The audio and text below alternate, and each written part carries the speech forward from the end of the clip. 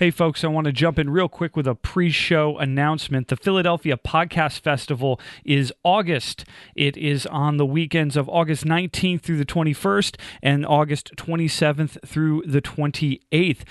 Those of you who remember episodes 24 and 25 know that we had a great couple of live shows at last year's Philadelphia Podcast Festival, and we're doing one again this year. We're doing one on, on August 21st. That's Sunday, August 21st at 7 p.m. We're closing the first weekend of Philadelphia Podcast Festival. We're going to be doing that at Tattooed Moms at 530 South Street in Philadelphia. So come on out if you're around. We had a great time last year. We're going to have a great time this year. For more information, go to phillypodfest.com. Again, we're going to be on August 21st at 7 p.m. We're going to close the first weekend of Philadelphia Podcast Festival, but other great Philadelphia podcasts will be there. Folks like Dissecting the 80s, John Appetit, and Everything is Awesome, who I was just recently a guest on.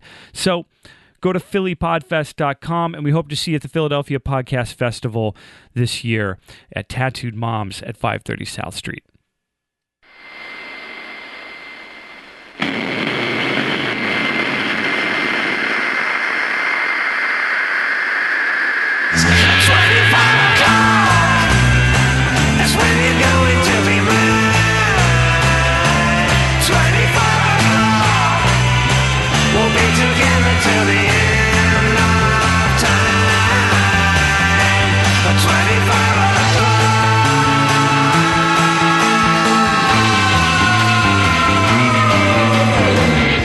Well, hello, and welcome once again to 25 o'clock. I'm your host, Dan Drago. Thanks for being here. Thanks for checking us out, for putting us in your earbuds, your headphones, your car speakers, those little tinny laptop speakers that you listen to things in sometimes. Hey, I do it. I'm not judging. Perhaps you're receiving me telepathically. Perhaps that sort of technology exists somewhere that I'm not aware of. Anyway, however you are intaking the show, thanks so much for being here. Thanks for joining us here on 25 o'clock. Great show this week. My guest is Andrew Corkery from the band Shadowplay. They have a new record out called Almost Lifelike. It is outstanding. I was about to make a funny quip and be like, it is almost outstanding, but it is not even almost outstanding. It is outstanding. The record's called Almost Lifelike. That is a mouthful. Almost Lifelike by the band Shadowplay. Great stuff. We're going to talk more about Andrew in just a second. But first, 25o'clockpod.com. That's a place to go. That's an internet website that you could check out. Go to 25o'clockpod.com. Check out the archives. Check out the Friends and Neighbors page. That's where I've linked everyone and anyone who's ever been on the show. You can link to the Facebook. You can link to the Twitter. You can join the mailing list. I put out a little mailing every couple of weeks to let you know a new episode is out. That's all I do with it. I don't sell it. I don't bug you. I don't send you crowdfunding information or any other things to disrupt your daily life. I just want to let you know about the show. So check out the mailing list if you get a chance. 25o'clockpod.com. You heard me talk about it at the top of the episode. I'm going to say it once again. Philadelphia Podcast Festival, phillypodfest.com. That starts in August. It's August 19th to the 21st and August 27th to the 28th. So many great podcasts that there had to be two different weekends, and we are going to be on Sunday, August 21st at 7 p.m. at Tattooed Moms at 530 South Street. We're going to close the first weekend of Philadelphia Podcast Festival. Had a great time last year doing it. Going to have a great time this year doing it. That's all I'm going to say for right now. I'm going to bug you all about it over the next few weeks as it gets closer. Philadelphia Podcast Festival, phillypodfest.com. Hope to see you there. Anyway, let's talk about Andrew Corkery real quick before I talk to Andrew Corkery not real quick. Andrew Corkery fronts the band Shadowplay. You can check them out at shadowplay.band. Like I said, they have a new record out called Almost Lifelike, and the thing that I remarked on so much about this record, and I definitely remark on it to him many times in our conversation, was that I had sort of a certain set of expectations for the record. I had a sort of brief knowledge of the band Shadowplay. I knew that they were kind of this bluesy rock band. I knew they were some guys from Jersey. Myself and Andrew and a couple of the guys in the band had a lot of mutual friends. We probably had met before too, before I had him here. But I think it was probably the first time we ever met officially was when Andrew was on the show. But when I put the record on as my preparation to talk to Andrew, I really remarked to myself and to Andrew in the conversation just what a great sound that they got right there. There's a lot going on. They are not just a straight up sort of classic rocky blues rock band, which was my understanding of Shadowplay up until hearing their new record, Almost Lifelike. They're doing a lot of interesting stuff here. There's a lot of, well, we say it in the conversation, a lot of post-rock, a lot of post-punk type stuff going on without it really being a post-rock record or a post-punk record. We'll talk all about the influences in the conversation, but I just wanted to sort of make the point about, your expectations about a band or about what a band's music is going to continue to be like as they keep making records and keep evolving as people and as musicians and as artists. And how, you really shouldn't get too hung up on what you think a band is like. You should really be just more open to what the band is going to be like now, because it's the joy of being in a band and the joy of creating art is being able to sort of put it on its head at any given time. Let's get to my conversation with Andrew. Ooh, one more thing I want to mention before I get to my conversation with Andrew. This is a side thing. I was recently on a podcast called The Great Albums Podcast.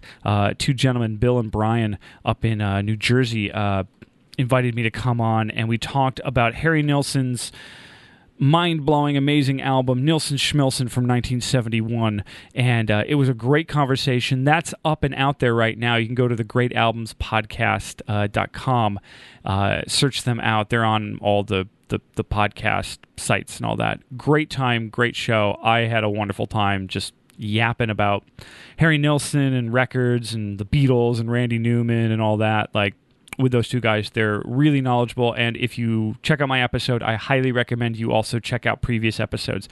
They've made it like more than 100, and they've really got a great following, and it's a really cool podcast. Their sort of mantra is that they're fans, not critics. So they're not trying to pick a record apart for positive and negative attributes. They're just trying to sort of pay respect to records that they think are great. So the Great Albums Podcast, I am on the most recent episode of that. Thought I'd give Bill and Brian a shout out right there. Excellent dudes. I had a great evening with them. Anyway, let's get to my conversation with Andrew Corkery of the band Shadowplay. Like I said, you can check them out at shadowplay.band. Let's talk to Andrew here on 25 o'clock.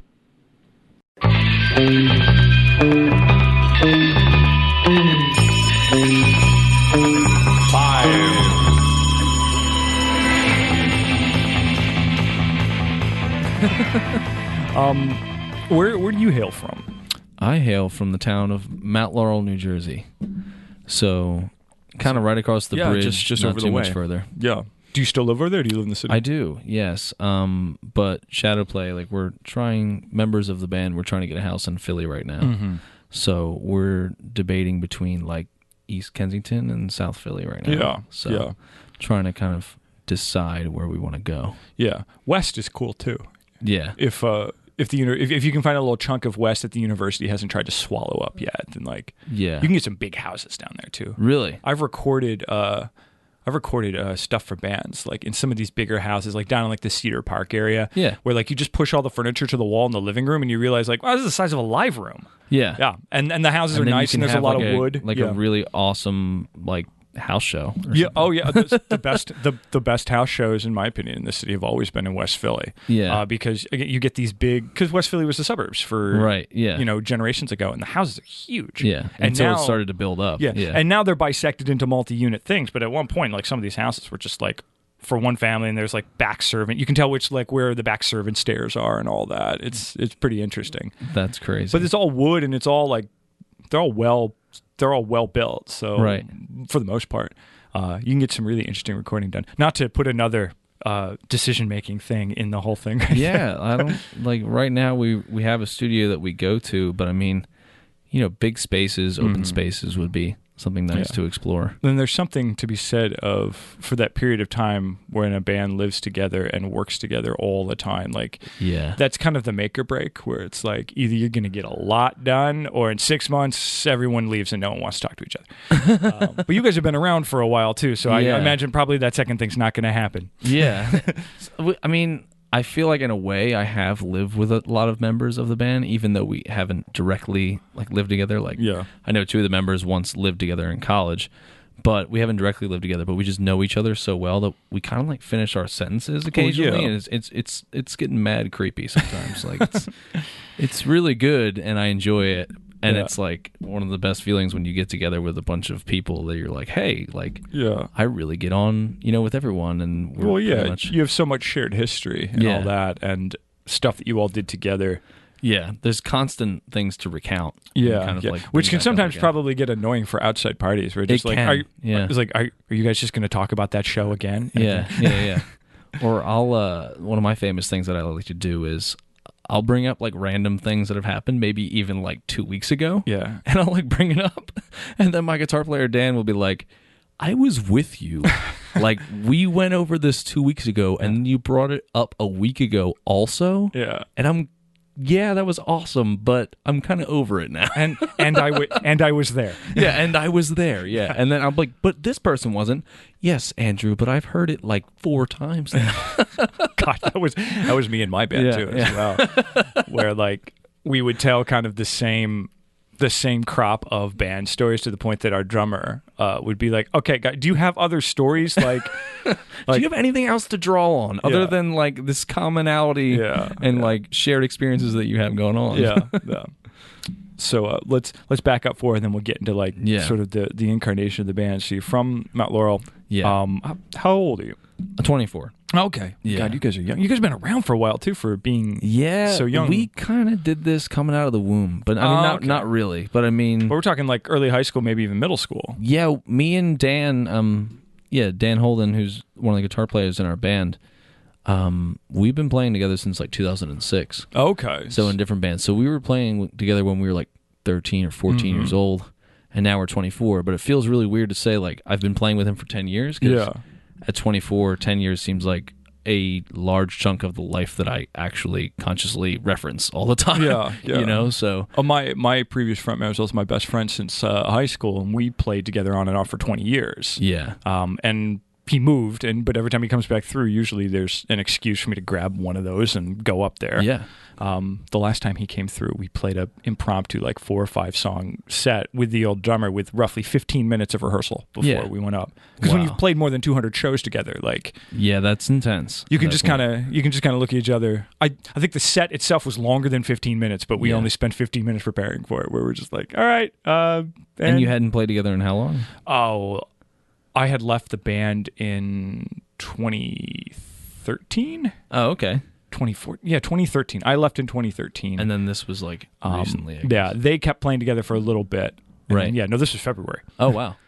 Yeah, I mean, like, we had, like, again, but the songs are the songs that we can kind of sit in, and again, like, even if you don't know exactly how it's going to go that time, you played together so many times, you can really read each other. You're just like, well, all right, I know. Just pick it up. It's like, and someone said from the audience, they're just like the first, like, 5 to 8 seconds of the song, were always, like, there was always like, okay, it's like you guys were like carefully walking into the song, and then like I think I know what's going on, and then he was like, not sure. he was like, within 10 seconds, it's like, there they are, like they needed a second. Found it. Yeah, it's like they needed a second. I was like, I didn't feel that at all. I'm like, I just played, but.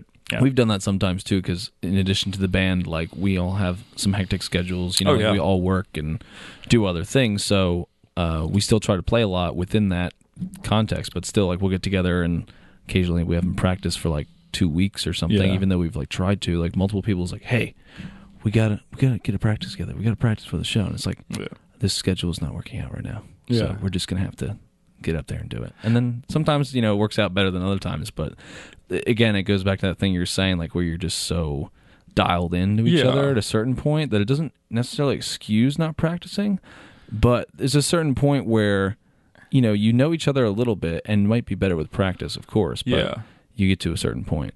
Yeah, no, you can just and the songs go the way the songs go, and you can kind of lock in. And And to the untrained eye, to the person in the audience, they're just like, these guys are really killing it. And and then of course there's the difference between what people who different watch members, you think it is, and then different members too. Yeah, get off the stage, and two guys are just like, well, that was shit, and the other three guys are just like, that was really great. And just like, well, it can't be both, guys. Yeah, maybe it was somewhere in between. I don't know. Maybe we judge them on like some sort of barometer and come to a compromise. But it's different too, because as a frontman, you're trying to feed off energy of people in the audience, and if you're not feeding off the energy, if you don't feel like they're giving back, then you can feel like it's probably not a great show, when really everyone played great and you probably sang great and it probably looked great from on stage. But if from your perspective you're standing up there and just be like, I'm not feeling it, it doesn't matter how great everyone else thinks it is. If you're not feeling it, you're not feeling it, and that's gonna, when you get off the stage, like, you're gonna remember that. But sometimes even when you don't feel it, like maybe the next show you play or something like that, and you feel it, that feels like it's even better. Better. You're just like, oh, okay.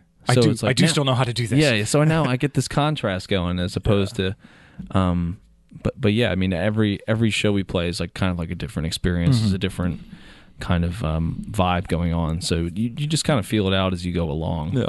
So you started with Dan back in middle school, so you guys were like early teenagers. Yeah, we were like 14. Yeah. And just do you play? I know you say you just kind of front, but no, I just sing. I'd play a little bit of bass. Not enough to be able to like play in the band a lot. Like I play on one cover song that we do. If anyone's ever heard of Mogwai, the band Mogwai. Oh yeah, the Scottish band. Yeah. Yeah. So we do. You do a Mogwai song? Yeah, that's impressive. We covered a Rano Pano, which is on their album called Hardcore Will Never Die, But You Will. Yes. And that's a cover song we do where we have like 3 guitars. So like, the guy one of the people that normally plays bass, John, he'll play the guitar also. Yeah. And we'll have just like 3 guitars where Mogwai just gets on stage and it's just the loudest thing you've ever heard on the planet. So we try to replicate that as best we can, So I have a good Mogwai story for you. Okay. So they recorded Rock Action in Western New York with David Fridman, the producer, down in Cassadaga. Okay. And Cassadaga was the town over from where I went to school. I would like to hear them say that name of that town in a Scottish accent. That would be my request. I never heard them say that. But so they go and they're doing Rock Action with Dave, and Rock Action is probably my favorite record of theirs. Number one, just because I think it kicks a ton of ass, and also because is that one of the earlier ones, right?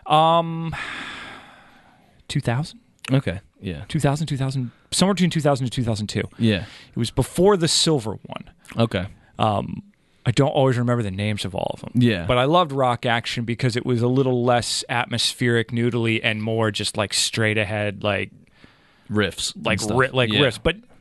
But they're not a riff band, so it's like riffs sort of channeled through Mogwai. Yeah.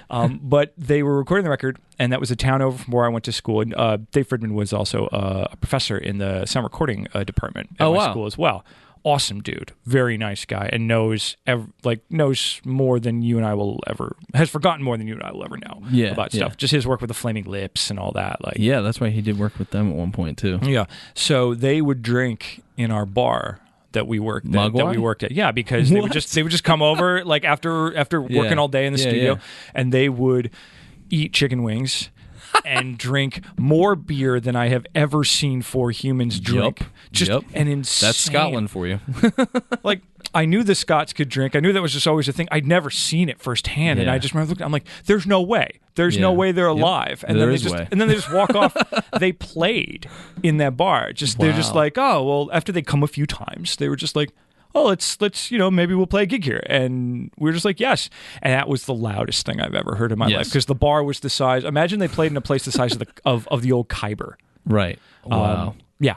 That's. I can't imagine. They did not turn down. Like, they did not turn down. Like, it was like being inside. It was like being inside an airplane hangar, and it was only ever rivaled when I saw My Bloody Valentine. That's the other band that I've heard that everyone says is like the loudest band ever. Like, there's actually a video of them playing in London or something like that. I'm pretty sure it's in London. Yeah, where someone took a video, not even of the band, but just staring at the pillars and the doorway of the venue and watching it violently shake on the video.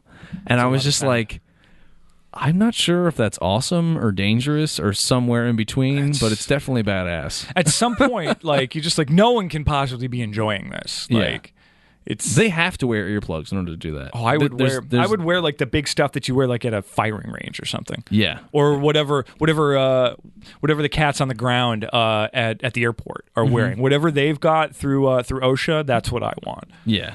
Wow. But no, that's my Mogwai story right there. So I think that's wild that you guys. That's an amazing Mogwai story. Great dudes, really nice dudes. Honestly, like I would have loved to have met Mogwai. When I was living in London at one point, I did go and see them not too far away from London in Cambridge, and I took a train over there, and it was a smaller venue, but it definitely wasn't the size of the old Khyber. Oh, it was tiny. So, but it was definitely a smaller, university theater type of thing. So maybe 800 to 1,000 people or something along those lines, but it was definitely ridiculously loud. Oh my god, I can't even imagine. And I'd always seen the bigger venues. For some reason, they were playing a smaller venue, and it was probably only like maybe smaller than the TLA, which was like pretty small for them. And I was just right at the front, and I just remember like them absolutely killing it like the entire time. Yeah. That makes a lot of sense that you would mention this. You've mentioned Mogwai, Slint, and Russian Circles, which is interesting because when I listened to the new record, I always pegged you guys, and whatever I'd heard of you guys before, more classic rocky, more blues rock. Yeah. What I call the heteronormative white man's canon. Right.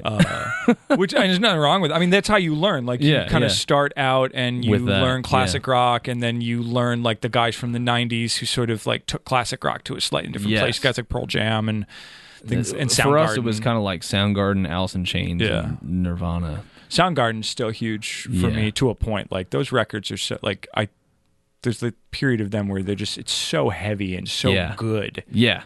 It's like that period from like Bad Motorfinger to like Bad Super Unknown. And Super Unknown. And people shit on Super Unknown because it got out there, but I'm just like, I thought that's still ridiculously heavy also. Insane. Like, like Limo Wreck is probably the first three one of songs on that record are just like this riff punch in the face after punch in the face until like you have to stop. You're just like, all right. I'm being in like 9th grade, and that just being in my tape Walkman on auto reverse, so it just kept going over and over again. So you get to the end of the last song, it would feed out, and then you get the beginning of Drown Me, and it would just go forever. That was pretty much my 9th grade year right there. Wow.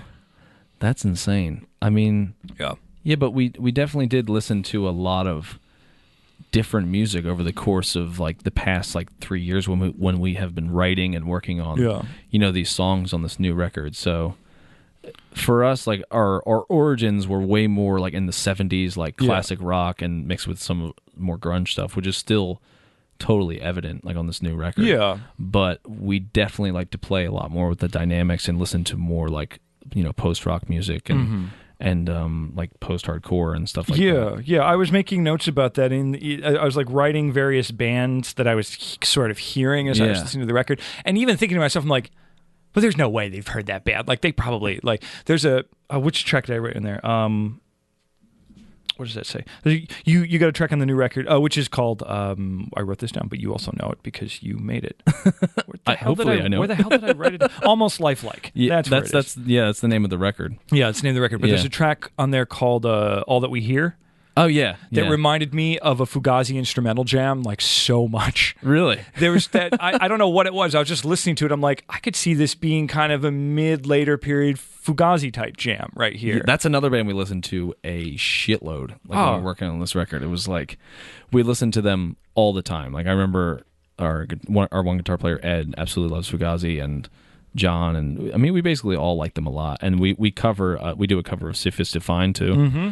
So when we were writing this record and kind of like, recording it and doing demos and stuff, like we were listening to that music a lot, and we were also playing it out and like figuring out how it worked into our sound and kind of like morphing it a little bit. Because it's very mathy, that stuff is. And I love hearing that's one of my favorite things about Fugazi is not like necessarily the punk attributes of them, although I love that, is the intricacy of the way the guitars work together. Yeah. Like they play off one another like very distinctly, like when I'm listening to and the records. Differences between the two vocal styles as well, I think are great. And so like I like a guy song, and I like an Ian song. But my favorite ones are the ones where they're like kind of going back and forth or like singing at the same time because they're two such distinct vocalists. Yeah. And it gets really intense and it builds really well too. You probably would have been too young to miss the boat, but like seeing them live was probably like a formative thing for me. It was 1997. Wow. When that must have been kind of like when they were really Red Medicine. Yeah, kind of at their peak. Oh, it was something. It was something. Blonde Redhead opened up for them. Wow, that was something too. It was. I still hold that show up as cred sometimes. Where I'm just like, I saw that. Yeah, right. Because it changed me. Like I would love to have seen them because I feel like that's something that we have one song on the album called Basement, and when we were writing it, part of me felt like, Ed wrote that song, and I was like, how is this going to fit in with all of our other stuff? Yeah. That is a very post-punk sounding song, too. It almost has an At the Drive-In feel at certain points, and it's you've got a little bit of that like East Coast shoutcore thing going on with it, too, with the vocals. I was listening to that, I was just like, well, this ain't classic rock anymore. I'm like, these guys have discovered all this other stuff in the period of time between them, which is wild. And I like hearing that in a band that because I mean, for most guys, especially you grow up in the suburbs or whatever, you get kind of the same. Unless you have a particular person that kind of points you in a different direction, you get kind of the same diet coming up. You get the Who, the Stones, the Beatles, the Doors, and then you get Sabbath maybe, and then you get Nirvana, and then you get Nirvana, Alice in Chains, Soundgarden, that stuff. Yeah. And if someone kind of nudges you maybe one way towards Pavement or like towards the Velvet Underground or something like that, maybe you'll start to pick that up or you'll find Bowie in there somewhere, but like somewhere, I think for a lot of guys, somewhere in late high school, early college is where like they're just like, oh, this is the Smiths or something like that, or like this is Joy Division. Yeah.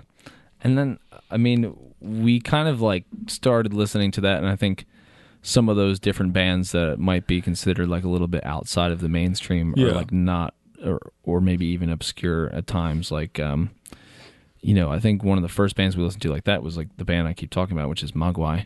It was kind of even like my first introduction to like just straight instrumental music, and coming from that as like a singer, like instrumental rock music, let alone that too.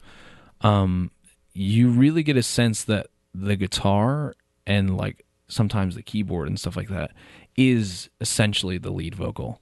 So it helped me actually get like a better understanding of like melody and being able to figure out like what the difference was between like a riff and something that was just ridiculously melodic, like over top of all this sonic, like basically just like sonic undertones and different things that are going on underneath, and being able to kind of like pick songs apart like that. Yeah, because if you eliminate the lead vocal and like the more prevalent melody, then you're left with the bed. Yeah. And how do you make that interesting? I think it's like Ben Folds made a quip once where he's just like, well, we sing to distract you from the monotony that is pop music. But this is very accurate. Yeah. But I mean, but then you get a guy like him who's everyone in that band was so good that like no one even had to sing. Like, but it was good that he did. Yeah. Well, no, that's cool with Mogwai, where you start taking apart, you start focusing more on tone. And arrangement and movement. It becomes less about verse and chorus because you're not telling a story narratively anymore. Yeah, you're doing it through music. But, and then we even started kind of experimenting with the song structures on the record.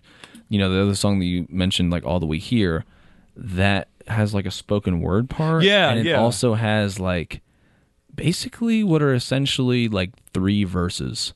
In the song, so they're really.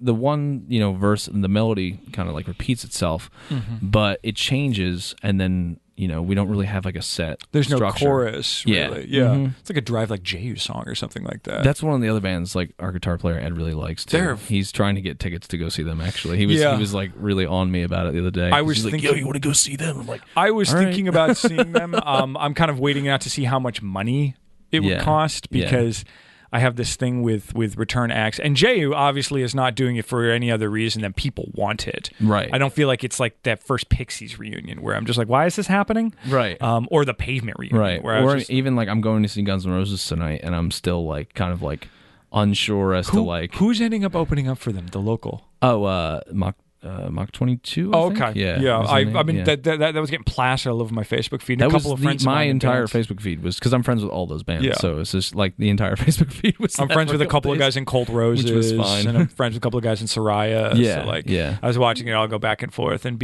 other people being like, "Wait, I thought Wolf Mother was opening," and be like, "No, it can be two things, guys." Like, like we can have like another band. Like the classic 1970s style is warm up, opener, and headliner. Right. Yeah. Warm up was almost always a local band, and that was how people saw bands like in the beginning. That's how I think that's how the Violent Femmes got their start. Like the Pretenders met them and put them on as the warm up act. Yeah, that's kind of how a lot of bands have gotten their start. Like I think it's less now. Yeah. I think the idea of like some scrappy band from a garage that maybe had played some local clubs suddenly opening up for Guns N' Roses is gone now because everyone's got an agent, everyone's got a manager, and everything's not everything is, but everything can be so calculated from a business standpoint, right? That like the idea of you kind of like in a sense you like lose the like, like the organic nature of just being able to.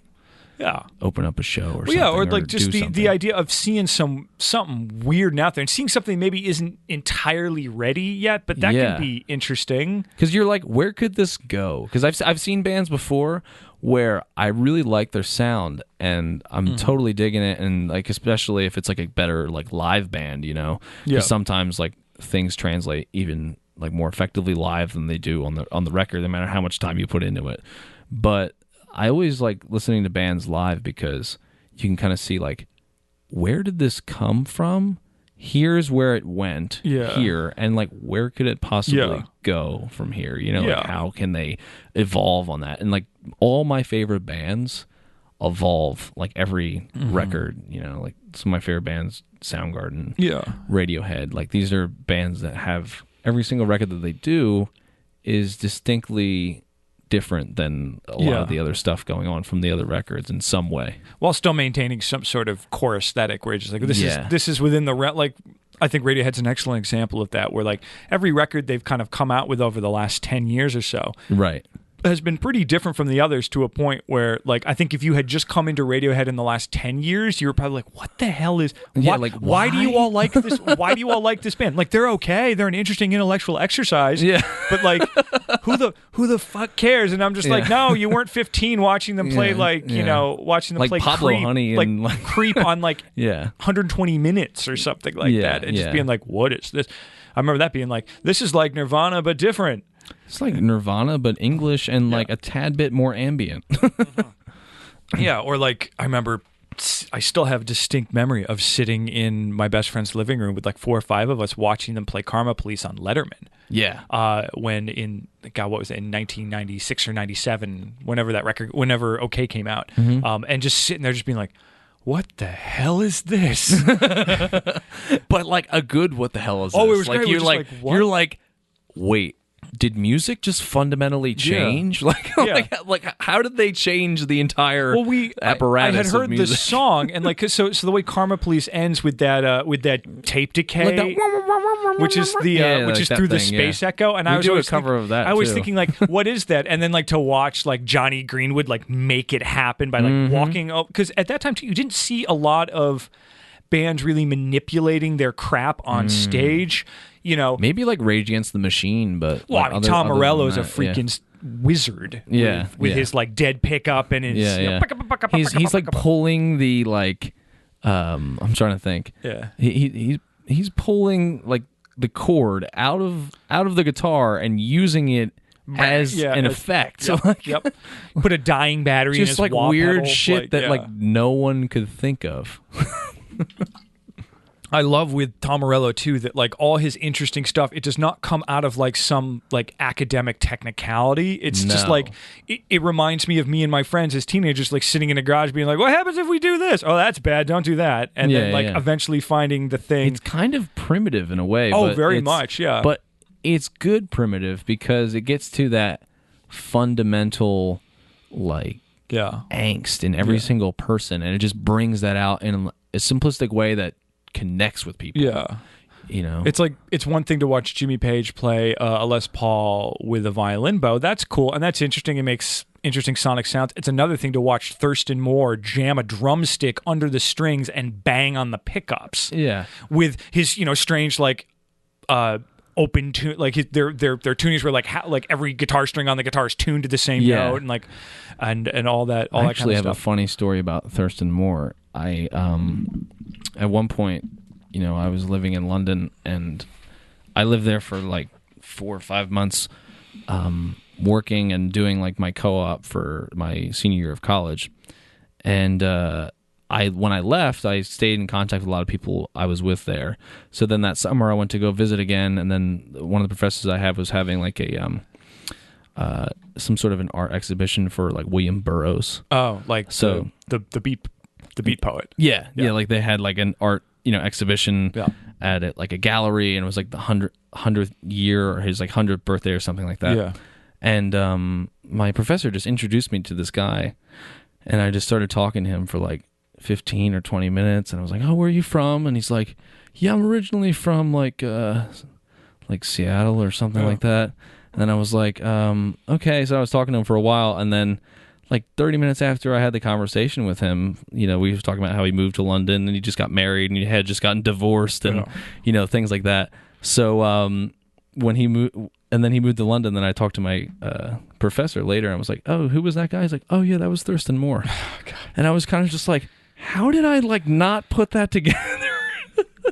Well, that's the joy of a band like Sonic Youth, is that like none of them aren't they from Seattle though, right? They're New York. He may have come from the Northwest at some point or had lived there at some point. Okay, so I'm not sure if it was Seattle or not, but yeah, I knew they were from like New York originally. They're part of that like New York scene, that no wave scene that came out in the 80s, and those first even like the late 70s, like they were like together a little bit, right?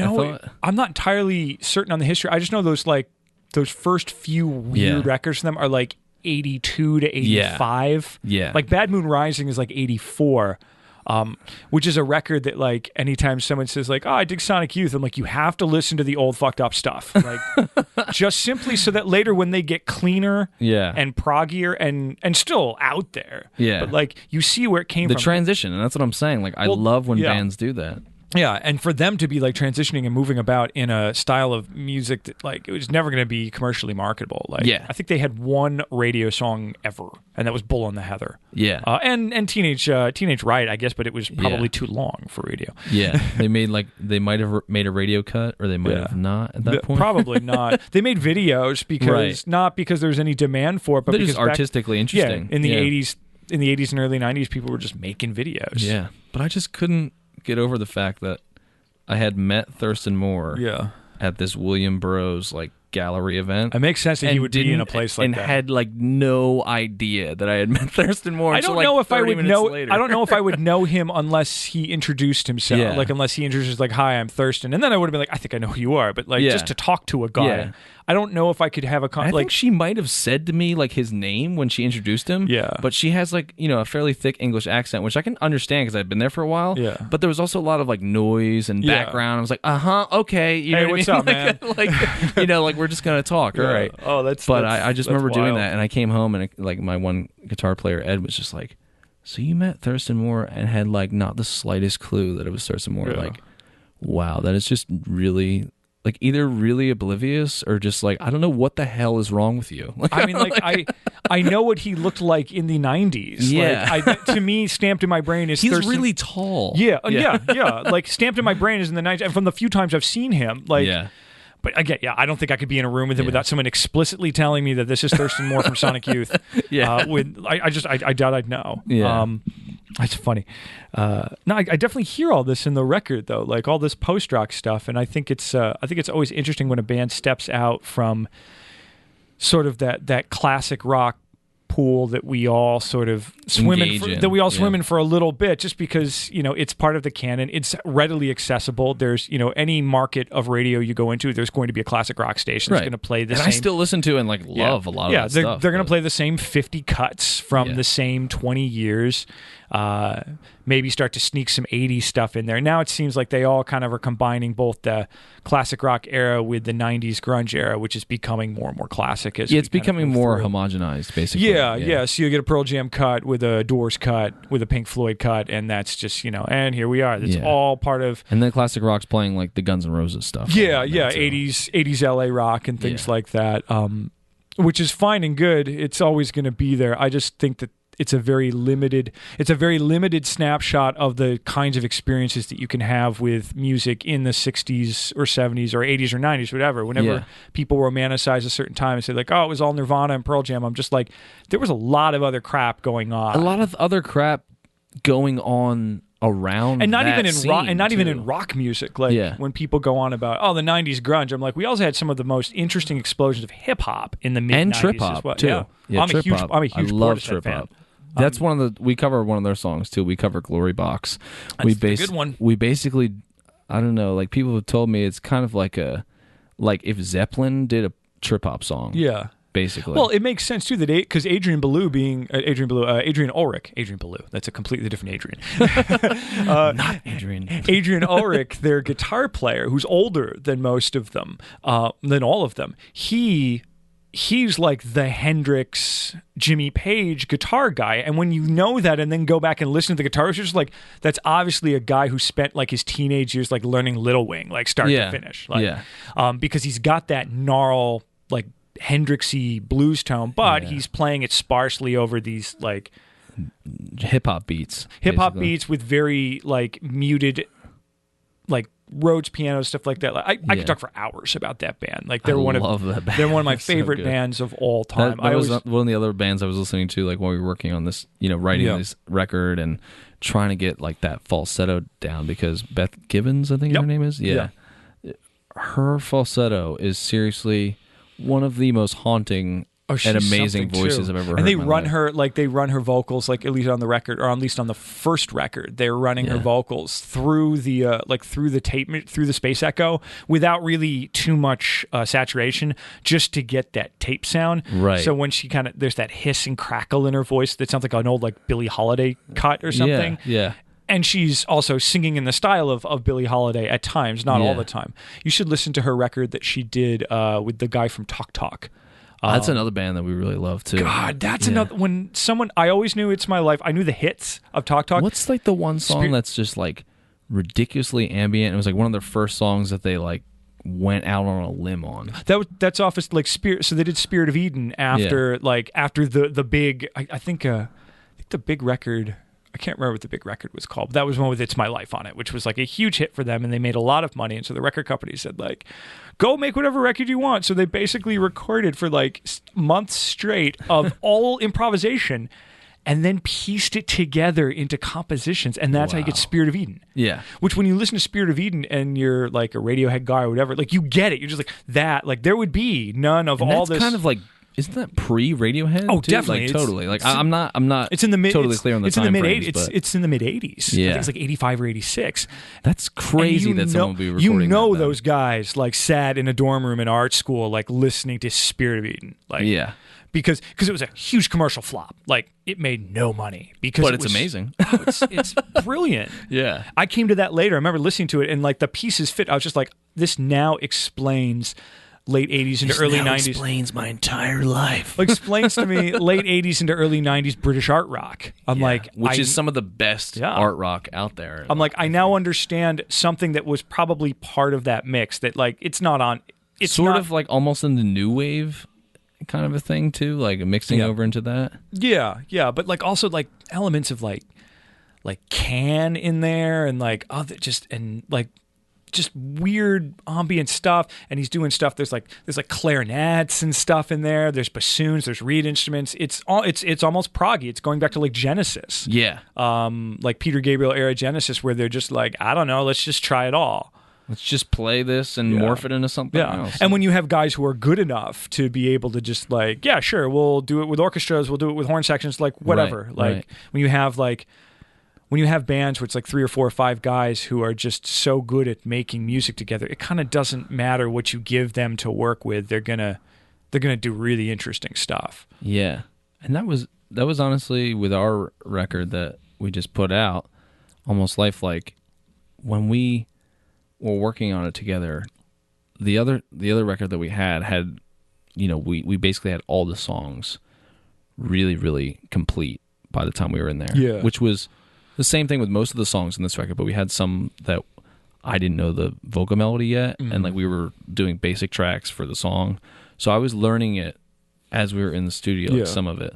So we had, you know, some time to play with it while we were in there and really kind of like morph it into something a little bit different. And even the songs that we had that we'd known, you know, all the parts for and stuff like that for a long time. Because some of the songs, like It's Time is, you know, 4 years old. That song we've been playing for a while.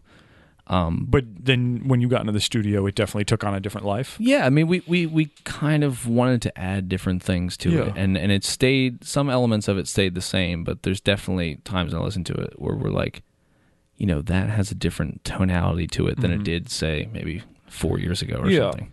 So then bringing it back, because we were definitely talking a lot about the studio and all that, but then when you go out and do this live,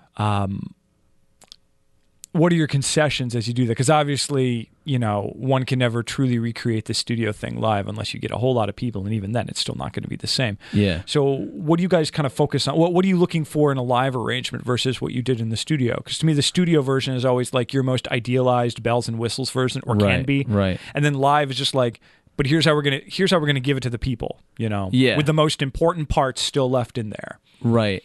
I mean, we changed a little bit of the vocal melodies, like sometimes to make it, you know, a little bit more streamlined and to have it like make sense live. So it's not, you know, because some of the songs have like a fair amount of harmonies and stuff, which we try to do live. We have some other stuff going on, but we really kind of want to bring the instruments out as well and make sure that people are getting a full sound of the record and can also piece it together. But the interesting thing about recording it is we track basically the whole thing live. Oh, cool. So when we were tracking it, we really wanted it to be, you know, true to our live sound. And then from there, just do overdubs and, you know, add different things on. But for all the songs, pretty much, like the bass and the drums were recorded together. Yeah.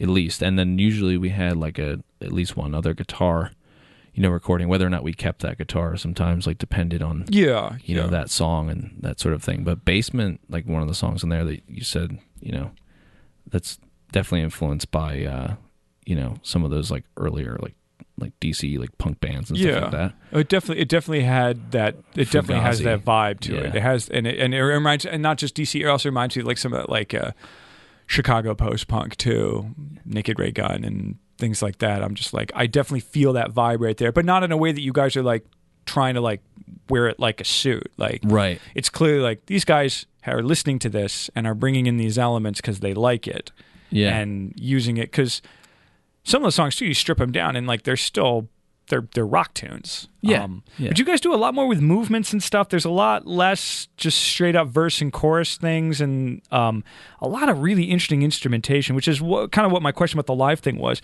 Because like even on that second track, like you've got like some nice, I think a xylophone in there or something. Yeah, we have like it's like a glockenspiel. Glockenspiel, and there's just that we don't do live. There's like so there are little parts here and there that like you put in the recording because it's cool and it's fun and it makes sense in the moment, and then live you're just like, but we don't need that. Like, we don't need it. And what we're going to do instead is just kind of focus on, you know, really making the vocal melody stand out, or really, you know, bringing up the guitar that has like that phasery sort of like wishy-washy sound to it. So just kind of focusing on that. And the listening experience is completely different from live to record. Like a record, you can sit down and kind of pay attention and turn it on, turn it off, like do stop like, and rewind, and, you know. Whereas in live, you have to just, it has to make sense in that moment, and then when it's done, you have to move on. Because it's not like you have to go back and do it again. No, that's really interesting. How many? There's like 5 of you in the band now, right? Yeah. There's 5 of us in the band. Jamil is like the newest member. He's been with us for about 2 years now. But you know, me and Dan, like I said, we've been playing together since 2006. And then probably say around like 2009, end of 2009, we brought in John, and he's really our, you know, multi-instrumentalist. So he plays not on this record, but he plays piano, like that was his main instrument and still kind of is, but he also plays guitar a lot, and he plays bass a lot too. It's always good to have a guy like that in the band who can just... Yeah, and we do a lot of switching live too. Oh, that's fun too. I always like that. I always like to see guys in bands who can kind of trade it off. I've always kind of like judged people's reactions to that, and it's like some people seem like they really dig it, and they're like, yeah, that's awesome that you have this, this guy that plays like everything in the band, Yeah. And then some people are like, wow, they're like switching. Like, what is this? Yeah. Because a lot of bands, which is totally cool, like, they stick to their instruments, and that's just the best sound. Yeah. I mean, we like to kind of, depending on the song and who writes it. Yeah, and each person is going to bring a different perspective to their instrument. Yeah. And sometimes even if that different perspective is based on limitations, like I would be in a band and like I would maybe jump on a synthesizer for part of a song, and I am not a keyboard player. I have a very hard time sort of sussing out piano and stuff like that. So a part that I'm going to come up with is going to be much simpler than something that like a guy who's played and studied piano for 15 years. But that doesn't necessarily mean that guy's going to make a better part than I am. It's possible that he will. He has a lot more of a vocabulary to build off of to make a good part. But for me, sitting down and like playing like a 4-note run or something like that could be the thing that we need. Or the guy who knows what he's doing could also give you the thing he needs. But like I try not to discount proficiency as being the only determining factor. The only determining factor on whether or not you should play an instrument. Right. And it was something I've always tried to do in bands where I was just like, let's move around. And someone's like, well, I don't play guitar very well. I'm like, I don't care. I don't play the drums very well. So let's write a song or write an arrangement where we are all playing to the best of our ability. There's certain things that, like certain people switch, and I feel like there is a lot of crossover in our bands. Like if we want, in our band, I should say. If we wanted to, kind of mix it up, we totally could. But the only person that probably couldn't is just me. Like, basically, like, unless we're playing, Mogwai, like, that one song where I'm like, okay, cool, I got this bass line, like, it's pretty straightforward, like, it's not too insane, because the guitars are really what's insane in that song. But you can be like in Live at the Roseland, the Portishead concert film, where on that last song they just kind of hand Beth Gibbons a guitar, and I'm pretty sure she just plays an E5 at the end. Like, but it's fine. Like that's just that could be your thing. Yeah, you could just hold the guitar until it's time for you to play your shape, your shape, and get the shape together. Until you make triangle hand, and then play that, and then stop, and then play that some more. But that can be cool too. Yeah. No, I dig a band that is, and it shows it a band that's comfortable with. It's not about I have to play my part or else I can't do it. It's like I know this song. These are songs. Right. And how we approach the song from a show-to-show basis is entirely up in the air. Like the Dead in the 70s, where it's just like we can play it slow, we can play it fast, we can play it however. It's not important how we start it or how we end it or even what we do in the middle. It's like, what is the song? Let's do that. We'll say like a fair amount of songs that John writes, who's more the multi-instrumentalist.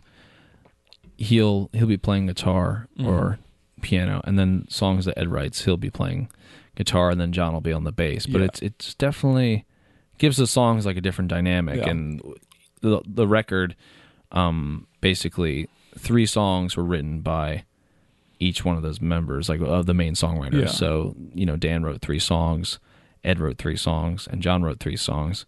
And then John and Ed wrote a song together. So that was like 10 songs, but listening to it, I can hear like the difference in the songwriting. But I mean, I'm sure if I went back and regularly listened to it, I mean, I don't know each of your guys' particular songwriting voice. I could probably, after listening closely, I'm like, well, this is probably person A and this is probably person B. Yeah. But I think it's fun as I just listened to it. I'm like, it really just sounded like a big group effort. Yeah. Because in the end, arrangements and how the song gets done is always a group effort. It doesn't even matter if someone hands you the whole thing on sheet music. Like, it's everyone's going to bring their particular voodoo to each of the things. So that's wild, and I really do dig the record. I really think it's funny because when I'd heard of you guys before, and you had gotten in touch with me, and my first thought was just like, okay, classic rock blues rock dude, that's cool. Like in my mind being like, that's cool. It's not necessarily my thing anymore, but like but and so I actually I'd listened to some of those songs on your SoundCloud before, so I jumped in. I said like, well, you know what, I'm trying to be an adult about this, where I'm not going to judge them based on something I think I know about them from like 5 years ago. I was like, so let me go on and listen. I went on and listened. I was doing something in the house, and I kind of perked up. I'm like, is this still them? And like, I think it was like some of those like first 3 tracks off the record. Right. I was just like, well, this is cool. Like, and not like I thought you were. I wasn't expecting bad music. I was just expecting like different a little music. I was expecting more of what I had already kind of known about you guys before. Right. So I was just like, so at some point I'm like, wow, that ethereal ambient opening is really going on. Is this still that? Like, I really did have a moment. Like, did it switch or something? Am I listening to like some Radiohead band now? And I'm like, no, that's still them. I'm like, and I was honestly really impressed. I was like, Thanks. oh, cool. Because like what we said about growth, like if you're just going to play the same record over and over again, especially at the level that you guys are at, because it's not like someone standing over you with a record contract, a whole bunch of money, being like, if you just keep doing this, the money keeps coming in. It's like we can start to do like a little bit of weird shit. You know what I mean? You can do anything you want. Yeah. Because there's no commercial expectation other than the stuff that you guys have for yourselves, but that's going to be different. We tried to set up in a way that there were songs, that we really felt like that were tonally sensible for the record, but still had a wider accessibility, I guess, and made sense to us, when we were writing them in the context of the record that totally, fit. Like Empty Skeleton, that's like a shorter song, but at the same time, it still has those like post-rocky like vibes, but also like the major riff rock, like the Rage Against the Machine influence, that sort of a thing. That's more accessible and in that general genre of rock music that people have come to just generally know. So it's like tricking people into eating vegetables. It's like tricking kids into eating vegetables. I do have that is like a thing. I don't know if I made it up, but I've been saying it for years when it comes to listening to certain kinds of music that may be out there or not entirely, not like pop pleasing. It's not, I'm like, okay, this isn't a Nirvana single. I'm like, it's like when you listen to, like Sun Ra. Or Can, or like Gary Newman or something like that, where you're just like, this is some out there stuff, but I'm gonna at first slog through it because there's something to be gleaned here. Like it may not be immediately apparent, and there's no pop melody, but there is something to be learned from like instrumental post-rock. And that for me, like I will admit, when I was a teenager and first starting to get into like Mogwai and bands like Trans Am and things like that, it was I was definitely faking it to a certain point. I was just like, I don't get it. There's no words or guitar solos. That was me when I literally first listened to Mogwai. I think Ed just like, had me listen to some of the songs that they were doing. And then I was kind of like, yeah, okay, like I can get down with this, and this is cool. And then at a certain point, I just forced myself to listen to it enough to where I was like, no, this is kick-ass, and I really like this band. Like, and but I think sometimes you have to get into it. But I think sometimes you have to listen. You have to listen to music, not necessarily the music you hate, but like music that when you listen to music, it's not necessarily comfortable, not necessarily like, it's not doing this, it's not junk food. Like, it's not doing the same thing for you that, like, not to say that pop music is junk food, because there's that fine level of both excellent. You can write a great pop song. It's like, and you get into like the Prince and Bowie category right there, where it's pop music, but it's weird. It's so much more. There are so many strange out there elements that you wouldn't normally be exposed to. Like Bowie in the 70s with playing what would become krautrock, like German rock, German art rock music, long before anyone else would ever really listen to it. And at the time, it was probably weird, but now we've sort of digested it into. I'm like, okay, it's part of the musical culture. It's part of the things that we're influenced by. We understand it. But I think it's very important to. And as much as it sounds lame, to sort of slog through stuff, to go listen to like Stravinsky, even though like you're not going to play in a classical, like a neoclassical band, or to listen to some of that really out there Zappa, like just because you can't. We love Zappa. Zappa's awesome. I can't do anything that anyone in that band does. But I am the slime on the radio. And he was a guy too who was very good at taking really out there musical concepts and some really like like 20th century music type stuff, but knowing how to turn it into a rock spectacle, because he understood like, well, but also people come to rock shows to drink beer and like have fun. So I'm going to have, I can't do like a cover of like this whole symphony thing. Yeah. Because later he would like he was doing like orchestral albums that he was conducting and writing, and like his records for Synclavier, which is like all those electronic arrangements. Yeah. But in the end, a guy like him knew, he's like, but in the end, this doesn't matter if no one hears it. Right. And in order to get people to hear it, I'm going to essentially trick them into like coming to a rock show where we all have long hair and there's guitars and lights. But I'm also going to slide in this interesting stuff that I find interesting. And in the end, if done properly, you've essentially tricked kids into eating their vegetables. You know, we're learning about Miles Davis. It's like horizons, man. It's true. It's like you're learning some Coltrane or Miles Davis stuff while also listening to a rock band. Right. Yeah. And that's fun. I think if you can trick people into it's definitely trickery at some point. Yeah. And when they get there, it's not like they're mad. They're like, surprised. Like, I like this a lot.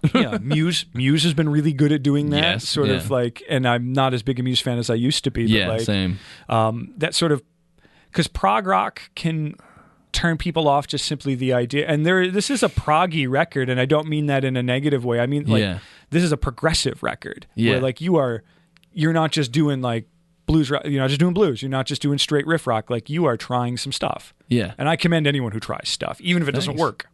If you'd had songs on this record that didn't work, I would have been like, hey, you know what?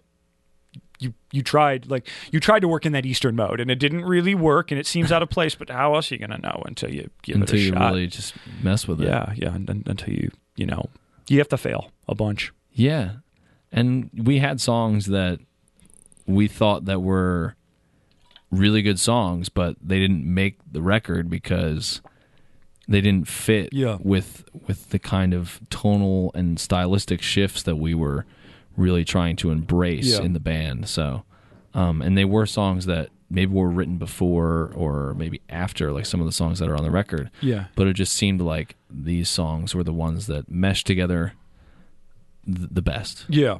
No, and you always have to kind of make those concessions in the studio. You have to kind of, at some point, you have to make decisions. Yeah.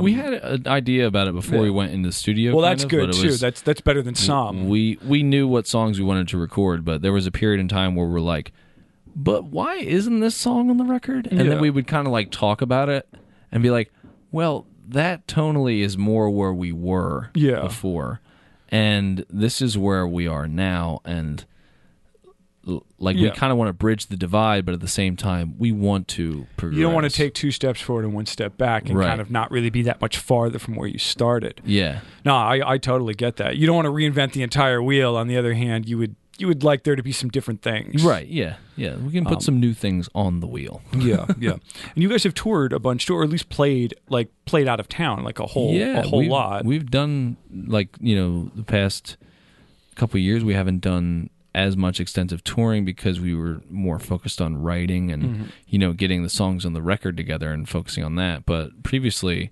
when we released our Sandy Eye single summer 2013, we did a whole tour for about like 2.5 weeks, and then we did another tour for 2 weeks the year before that, and then but we're starting to do a little bit more of that. We're doing like a small little like weekend tour to New England. We're going to be playing a festival up there and stuff.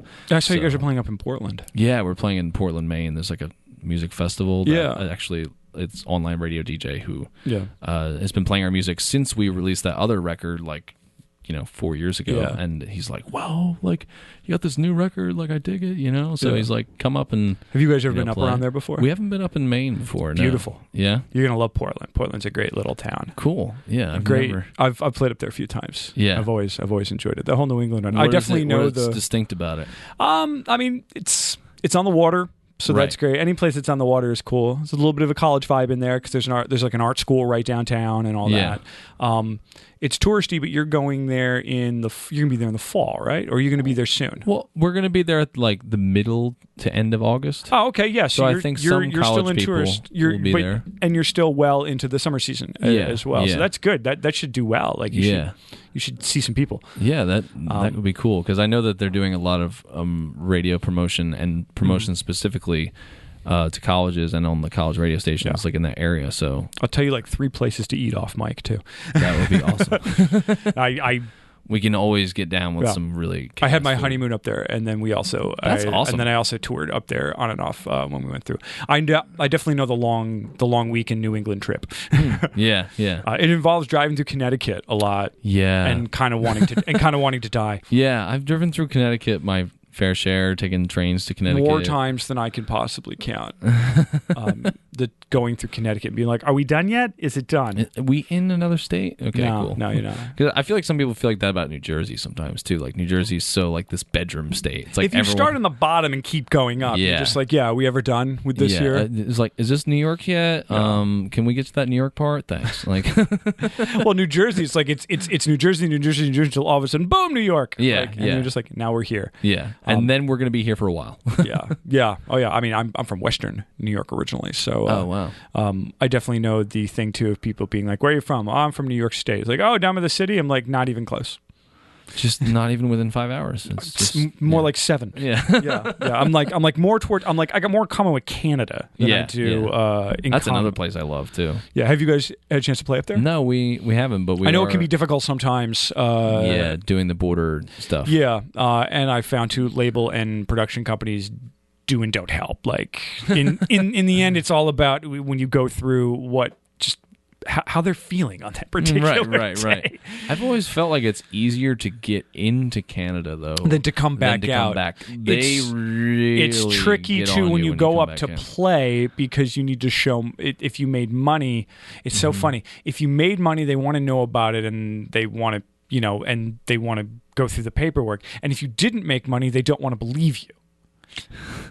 And like it's really hard to explain to like this border guard and they're just like, well, then why are you even up here if you didn't really make money? You'd be like, man, I could talk to you for an hour to explain to you why it is that I am up here in a country that's not my own, driving back over the border in the middle of the night with a bunch of dudes and gear in the back. Like, you got an hour? I'll tell you like how I'm wired and why I want to do this right now. Like, do you want me to explain like my music like consciousness thesis right now? Or just be like, I don't know, what do you like to do that like you want to ask anyone, be like, do you like to fish? Do you like to fix old cars? Do you like to play golf? Like those are things like when people ask you in a band, be like, oh well, but what do you really do? I'm just like, well, I do my thing, but I do this too. It's just like when people play, like the people who golf like amateurly, be like, well, why aren't you out on the tour? Like no one asks someone who's like, hitting balls out on the weekend. Yeah, be like, well, why aren't you on the PGA? Yeah, exactly. But like when you're in a band, people are just like, why aren't you on Rolling Stone? And be like, well, there are a lot of other realms of experience that we can have doing this. Like that's between not like Rolling Stone, between the garage and Rolling Stone. Yeah, it's a myriad. It's kind of like a. It's a spectrum. It's not like one. It's place. Not a trajectory. Yeah. It's not. And some people who start out in the garage don't even want to get to Rolling Stone. I'm sure most of our punk heroes are like they had no interest in. No way, man. Yeah, but not then cool. But then someone calls and shows you money, and we're all human in the end. And then they're all like, "Yeah, way." Yeah. I like eating. Yeah, and not ramen. Yeah, but there's something too to be said, like when somebody does offer you some amount of compensation for doing it, and with that comes small caveats. You can totally understand why artists start to move one way or the other, because you just like someone has just offered you the ability to do what you've always wanted to do for a living. You don't have to do that other crap anymore. If you just change this one thing, and you sit there thinking like, is it really worth like never being able to do this to change the one thing? Okay, I'll change the one thing. And then next thing you know, you're changing another and changing another thing, and it becomes out of control. But like, I don't fault anyone who gets signed to a label and starts. Nowadays it's less common, but like, they are given certain professional opportunities and change slightly. I don't fault them, because like in any other job, like in your regular job, when you're doing your job and someone says like, you're doing a really good job, we'd like to give you a little more money, can you do it differently like this over here? You'd be like, in a regular job, you're like, sure, yeah, whatever. Sign me up. But when it comes to a band and someone's just like, but it's just like, but you don't get to have the job unless you do the thing. There's a little bit more of like a sense that you creatively own the material more than you would in another context. I think that's what comes into it. But at the same time, if you're able to kind of like live and kind of sustain yourself doing that, and then also have musical authority and retain what you believe your sound is. I think that's potentially a good thing to do. And I think most times, especially now, especially like smaller independent labels, whatever's left of independent labels, is that their resources are so small that they're not coming to a band that they don't think is already fully formed. Right. Like they'll go to bands and just be like, just do what you're doing. Just do what you're doing with us. Like we'll help you get it out to more people, but we just it's like Steve Albini's approach to recording bands, where he's just like, I'm not here to change how they do stuff. He's like, I want them to do it the way they do it. I will just stand in the other room and provide them with excellent technical support and critique, I guess, right? But not even critique. Like, I mean, if they, I don't know exactly how it works. I've never worked with him, but he always strikes me as a guy. He chooses to work with bands that are formed, and like not just from a popular standpoint, but he would choose to work with bands who know what they're about. Right. And he's like, I just want you to come in a room and be you, because what you are is great. Right. You guys worked with Ted Richardson, right? Yeah. At Cedar Street. He's not out of Cedar Street anymore. But... Yeah, he's at Burn Down Studios now. Okay. Yeah. And that was cool. That was a positive. That was a great experience. I mean, he would just kind of hear things that we knew were in the songs, but might not have been totally there yet. And then he would be that one person saying, I think we gotta get this one thing down, or like change this up a way, or change our approach to it. Yeah, well, it helps that he's not in it. Yeah, and it also helps that he has the expertise of listening to hundreds of bands in his life to know. He's like, I've heard people try this. Let me show you a better way. And he was also really good too at. There were some times when he would go to us and be like, okay, right now we're chasing a tail that we don't need to chase. Yeah. Let's focus on this, and then we'll go back to that once this is done. Yeah, and which is sometimes a trick of misdirection as well. Yeah, because sometimes like we would be like, wait, we got to finish this way though. Yeah. And then he'd be like, we can do that, but like we're getting really hung up on it. Let's walk away. Like, let's walk away for a minute, and then we'll go back. Yeah, no, that's always good to have a guy. And he's been around for a while, and he's worked with all kinds of people. Yeah. It's good to have a guy with that level of expertise. And he does all different genres too. Someone else has been on my show worked with him. A cello player, Daniel De Jesus. Yeah, that's actually one of the records that he showed us that he worked on. And Daniel's incredibly talented. Yeah. But like very, very out of the norm. Like he's not making normal pop music. He's making much more. He's making something much more interesting, like a cross between. And that's kind of like why we liked him too, because he did have that sort of a vibe with his music and like the tones that they like to make. They like to work on good records. They're not necessarily hung up on what kind of music it is. Right. Yeah. Yeah. I'm similar when I work on the rare times I still get out there to be able to like work on a record with someone. I don't care what it is. I think one of the last projects I did years ago was some 17th century like fugue choir music that I did in a large room because awesome. And I was just like I was like, I don't know anything about this kind of music. I don't know the context. I'm like, but it sounds cool and I like large reverberating spaces and I have experience with that. So that was kind of like what got me in. Yeah. Was I'm like, I know how to mic you in a big room. Yeah. What you guys got to do, I have no idea. And it was very strange stuffing around and with interesting melodic structure that would not be what you would think of in choir music. So like I had no idea if they were on or off to a certain point. I'm like, right. I think you did that right. Yeah. It was helpful to have like they had their own sort of ensemble director in there who could tell them when they were doing it right or wrong. Because I was just there to be like, well, the mics are working. So yeah, everything's coming together. Yeah. No, it was, but that's cool. I've heard a lot of records that Ted has worked on, and his stuff is great. I mean, we really enjoyed working with him. I mean, we worked with him on the Sandy Eyes, single that we did, and that turned out really well because we were still definitely in that classic rock like 70s mode, like with that song, but we were starting to get into some other stuff, and then once we kind of put these songs together, Ted was helping us bring those other elements out on the Sandy Eyes single in the way that we could at the time as a band, because where we were at that point in time. But once we had these new songs together, it was kind of like it made sense to work with him again because he helped us evolve on that. So if we wanted to have that sense of progression and keep evolving and still keep it, somewhat consistent within this is the band, Yeah. No, that's very important. No, that's cool. I think it's a great sounding record. I really do. Like I said, it surprised me a little bit. Not that I didn't think it was going to be quality, but that it was going to go in that particular direction. Yeah.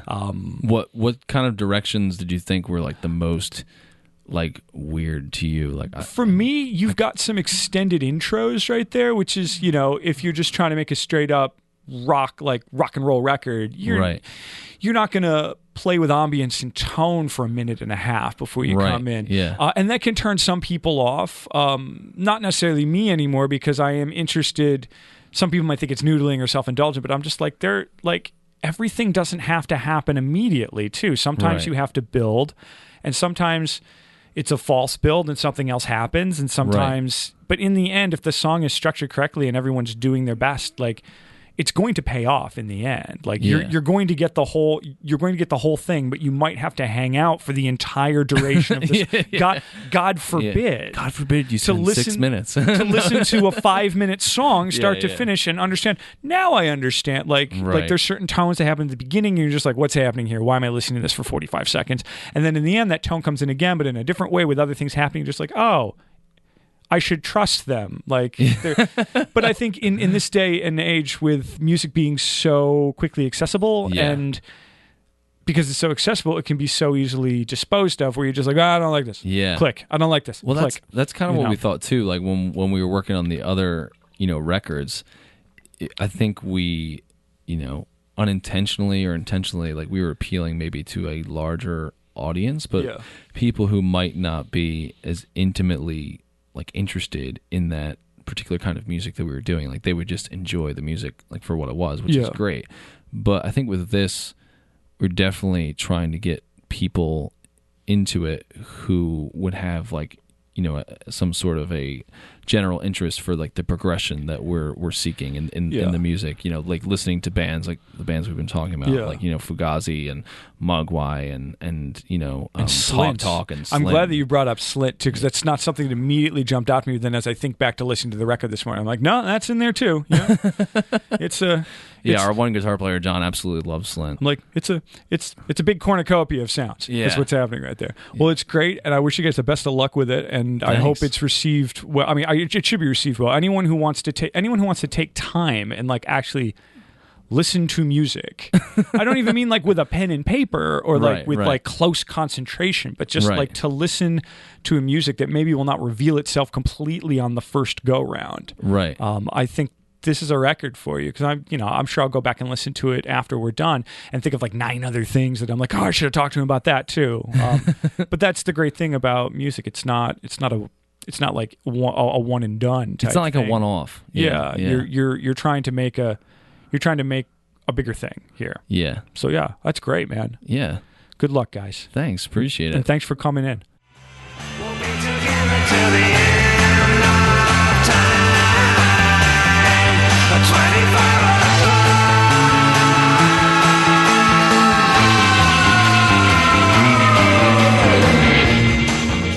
Well, that's the show for this week. Thanks so much for hanging out. Huge thanks to Andrew Corkery of the band Shadowplay for chatting, talking. I had a great talk with him. I love talking nerdy 90s and 2000s college post-rock, post-punk stuff. I love that stuff.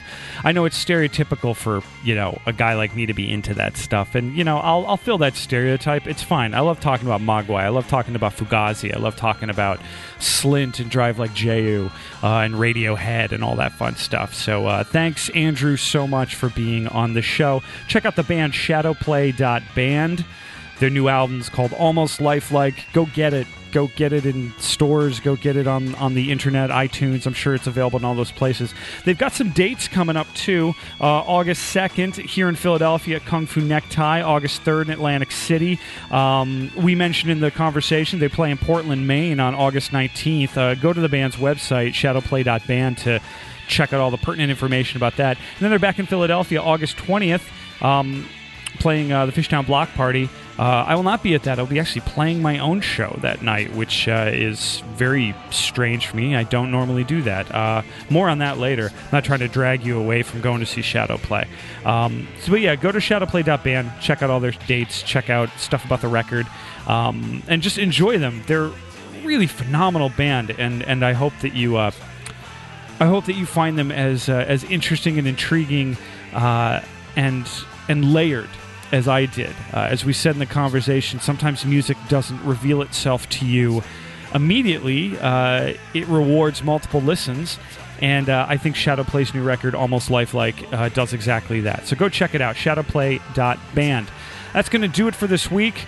Thanks so much for hanging out. Go to 25o'clockpod.com, check out the archive, check out the mailing list, all that stuff, 25o'clockpod.com. I want you to go there.